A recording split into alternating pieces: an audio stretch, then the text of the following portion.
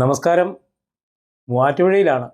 ഇത് മൂവാറ്റുപുഴയിലെ 1914 പണിയെടുപ്പിച്ച ഏഷ്യയിലെ ആദ്യത്തെ കോൺക്രീറ്റ് പാലത്തിലാണ് ഞാനിപ്പോൾ ഉള്ളത്.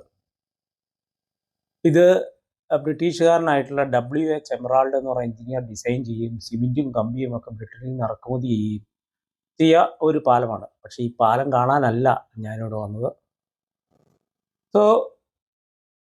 വിരാടം വിനോദം ദ 60+ യങ്സ്റ്ററിൻ്റെ ഏറ്റവും പുതിയ കാഴ്ചകളിലേക്ക് സ്വാഗതം. മൂവാറ്റുപുഴയിലെ 2 അടുത്തടുത്ത ക്ഷേത്രങ്ങളുണ്ട്.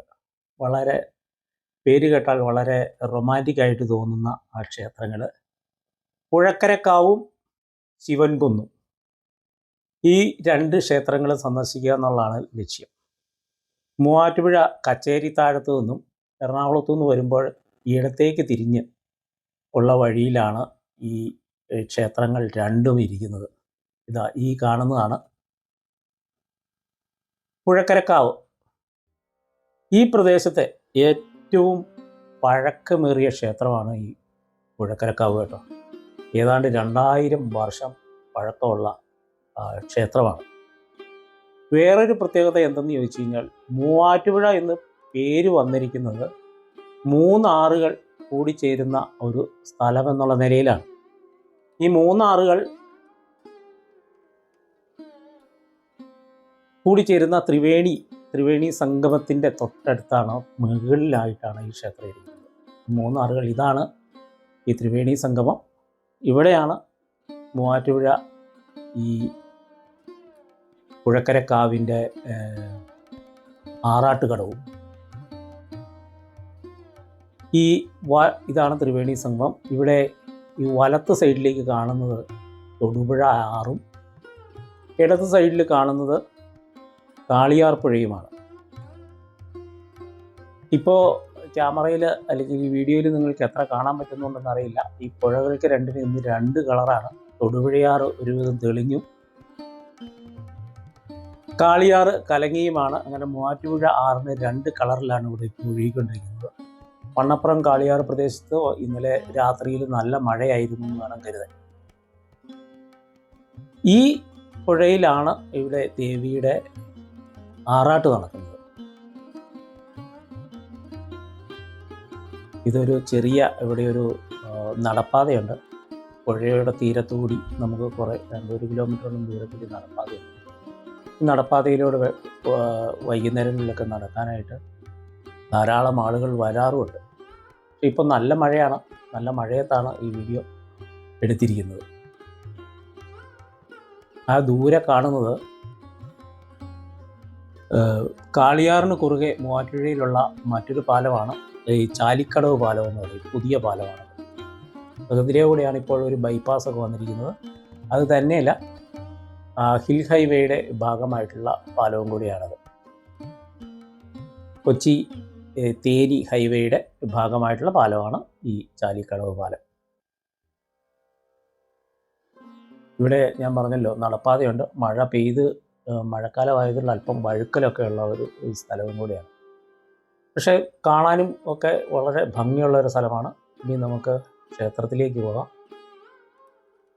ഞാൻ പറഞ്ഞല്ലോ ഏതാണ്ട് 2000 വർഷം പഴക്കമുള്ള ദേവീക്ഷേത്രമാണിത്. ഈ ദേവീക്ഷേത്രത്തിൽ കരിങ്കല്ലിൽ തീർത്ത ശ്രീകോവിലാണ്. ഇത് മഴക്കാലത്ത് ഈ ക്ഷേത്രം മുങ്ങിപ്പോകാറുണ്ട്. പഴയ ചില ഫോട്ടോകളൊക്കെയാണ് ഇവിടെ വെച്ചിരിക്കുന്നത്.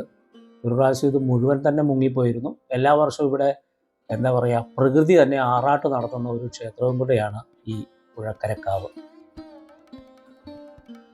നമുക്ക് ചുറ്റമ്പലത്തിന് വെളിയിലൂടെ ഒന്ന് കറങ്ങി വരാം. ഇവിടുത്തെ ദേവിക്കുള്ള പ്രത്യേകത എന്തെന്ന് ചോദിച്ചു കഴിഞ്ഞാൽ, രാവിലെ ഭുവനേശ്വരി ദേവിയായിട്ടും ഉച്ച കഴിഞ്ഞ് വനദുർഗയായിട്ടും രാത്രിയിൽ ഭദ്രയുമായിട്ടും ഉള്ള 3 ഭാവങ്ങളിലാണ് ഈ സ്വയംഭൂ ദേവീക്ഷേത്രം ഇവിടെ സ്ഥിതി ചെയ്യുന്നത്. നൂറ്റാണ്ടുകൾ അല്ലെങ്കിൽ സഹസ്രാബ്ദങ്ങൾ പഴക്കമുള്ള ആ ക്ഷേത്രമാണ്. സ്വയംഭൂവാണ് ഇവിടുത്തെ വിഗ്രഹം. ദേവകളായിട്ട് മതിൽ പുറത്ത് നാഗരാജാവും ഉള്ളിൽ ഗണപതിയും അയ്യപ്പനും ഉണ്ട്.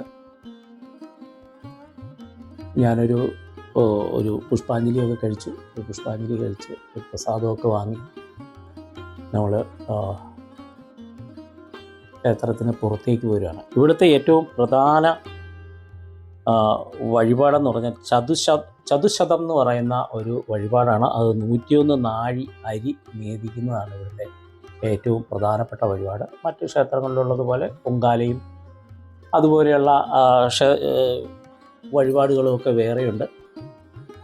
നല്ല മഴയാണ്. നമ്മൾ പുറത്തിറങ്ങി ദർശനമൊക്കെ കഴിഞ്ഞ് പുറത്തിറങ്ങി പുറത്തു നിന്ന് ഉള്ള കാഴ്ചകളാണ് നിങ്ങൾ കാണുന്നത്. ഒരു വലിയ ആൽമരമുണ്ട് ഇവിടെ. ആൽമരത്തിൻ്റെ അവിടെ വന്നു കഴിഞ്ഞാൽ നമുക്ക് ദേവി ക്ഷേത്രം കാണാം. ഈ ടൗണിന് നടുക്കാണെങ്കിലും വളരെ പ്രശാന്ത സുന്ദരമായിട്ടുള്ളൊരു സ്ഥലമാണ് ഈ പുഴക്കരക്കാവ് ദേവി ക്ഷേത്രം. വളരെ റൊമാൻറ്റിക് ആയിട്ടുള്ളൊരു പേര് പോലെയാണ് എനിക്കത് തോന്നിയത്. അടുത്തത് ഈ റോഡിലൂടെ തന്നെ മുമ്പോട്ട് തൊടുപുഴ ഡയറക്ഷനിലേക്ക്, അതായത് മൂവാറ്റുപുഴ പോലീസ് സ്റ്റേഷൻ്റെ സൈഡിലേക്ക് നടന്നു കഴിഞ്ഞാൽ കുറച്ച് നമ്മൾ നടന്നു കഴിഞ്ഞാൽ ഇവിടെ ഒരു രാമംഗലം മഹാദേവ ക്ഷേത്രമുണ്ട്. അതല്ല നമ്മുടെ ലക്ഷ്യം. തൊട്ടടുത്ത് ശിവൻകുന്ന് മഹാദേവനുണ്ട്. ശിവൻകുന്ന് മഹാദേവനെ കാണുക എന്നുള്ള ലക്ഷ്യത്തോടുകൂടിയാണ് കാണുന്നത്. ആ കാണുന്ന ചുവന്ന ആർച്ച് ശിവൻകുന്നിലേക്കുള്ള കയറ്റമാണ്. ശിവൻകുന്ന് ക്ഷേത്രത്തിനും ഈ പുഴക്കരക്കാവിൻ്റെ അത്രയും പഴക്കമുണ്ടെന്നാണ് പറയപ്പെടുന്നത്. ഇത് ടൗണിലെ ഏറ്റവും ഉയർന്ന ഭാഗമായതുകൊണ്ടാണ് ഇത് ശിവൻകുന്ന് എന്നറിയപ്പെടുന്നത്. ശിവക്ഷേത്രമുള്ളത് കൊണ്ടായിരിക്കാം.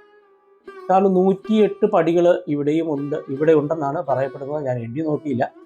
എന്നാലും വളരെ ഈ മഴയത്തൊക്കെ ഉണ്ടല്ലോ, നമ്മൾ ഈ ടൗണിന് നടുക്കാണെങ്കിലൂടെ അതിപുരാതനമായ ഒരു നാട്ടിൻപുറത്തോടെ പോകുന്ന പോലെയുള്ള ഒരു ഫീലിംഗാണ് ഈ പടികൾ കയറുമ്പോൾ നമുക്ക് തോന്നുന്നത്. ഈ മഴയും ഈ തണുപ്പും ഈ വെള്ളം വീഴുന്ന ഇതുമൊക്കെ കൂടി നമ്മളെ പഴയ ചെറുപ്പത്തിലെ ഓർമ്മകളിലേക്ക് കൂട്ടിക്കൊണ്ടുപോകും. നമ്മൾ ചെറുപ്പത്തിലൊക്കെ ക്ഷേത്രങ്ങളിൽ പോകുമ്പോൾ ഈ ആനിച്ചക്കയും മാങ്ങയും ഒക്കെ വീണ്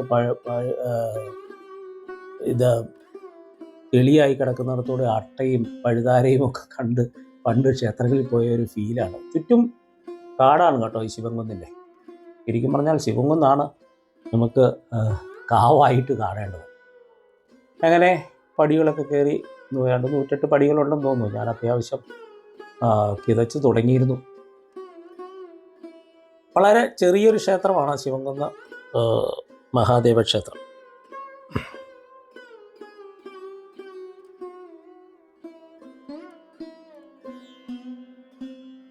ശംഭോ മഹാദേവ.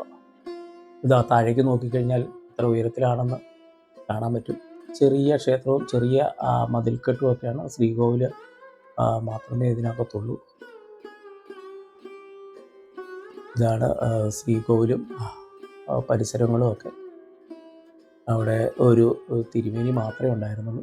ചെറിയ ഒരു ദക്ഷിണയൊക്കെ കൊടുത്ത ചെറിയ ഒരു വഴിപാടുമൊക്കെ കഴിച്ച് മഹാദേവനെ വണങ്ങി ഞാൻ പുറത്തേക്ക് ഇറങ്ങി. ഒന്ന് വലത്തിടാമെന്ന് വിചാരിച്ചപ്പോൾ എന്താ പറ്റിയെന്ന് ചോദിച്ചാൽ ഒരു സൈഡിൽ ഒരു മരം വീണ് കിടക്കുകയാണ്. അതുകൊണ്ട് വലത്ത് പൂർത്തിയാക്കാനായിട്ട് സാധിച്ചില്ല. അകത്ത് വലത്തിട്ട് മാത്രം നമ്മൾ പുറത്തേക്ക് ഇറങ്ങി. ഇത് ഈ പറഞ്ഞതുപോലെ വൈകുന്നേരങ്ങളിലൊക്കെ ഭയങ്കര രസമായിരിക്കും ഈ ക്ഷേത്രത്തിലൊക്കെ വരാനെന്നായിരുന്നു. ക്ഷേത്രത്തിൻ്റേതായിട്ടുള്ള സമാധാനവും സന്തോഷവും ഒക്കെ കിട്ടുന്ന ഒരു അന്തരീക്ഷവും ഈ ക്ഷേത്രത്തിലുണ്ട്. തിരക്കില്ല. തിരിച്ച് സ്റ്റെപ്പ് ഇറങ്ങാൻ തുടങ്ങിയപ്പോഴാണ് ഞാൻ ഈ ഇടത്തേക്കൊരു വഴി കാണുന്നത്. അപ്പം ആ വഴിയിലൂടെ നടന്നു നോക്കാമെന്ന് വിചാരിച്ചു. ശരിക്കും നമുക്ക് ഗൃഹാതുരത്വം വിളിച്ചോതുന്ന ഒരു വഴിയാണ് ഈ ശിവൻകുന്നിലുള്ളത്. വളരെ എന്താ പറയുക, ചെറുപ്പകാലങ്ങളിലെ ക്ഷേത്രങ്ങളിലൊക്കെ പോയ ഓർമ്മകളിലേക്ക് കൊണ്ടുപോകുന്ന ഒരു സ്ഥലവും കൂടിയാണ് ഈ ശിവൻകുന്ന്. അപ്പോൾ ഈ വീഡിയോ ഇവിടെ അവസാനിപ്പിക്കുകയാണ്. വീണ്ടും അടുത്ത കാഴ്ചകളും അടുത്ത ക്ഷേത്രവിശേഷങ്ങളും ഒക്കെയായി വരുന്നതുവരെ ഈ വീഡിയോ കണ്ട എല്ലാവർക്കും നന്ദി ഒരിക്കൽ കൂടി അറിയിക്കുന്നു. വീഡിയോ ഇഷ്ടപ്പെട്ടാൽ ലൈക്ക് ചെയ്യാനും ഷെയർ ചെയ്യാനും കമൻറ്റ് ചെയ്യാനും മടിക്കാതിരിക്കുക. Thank you.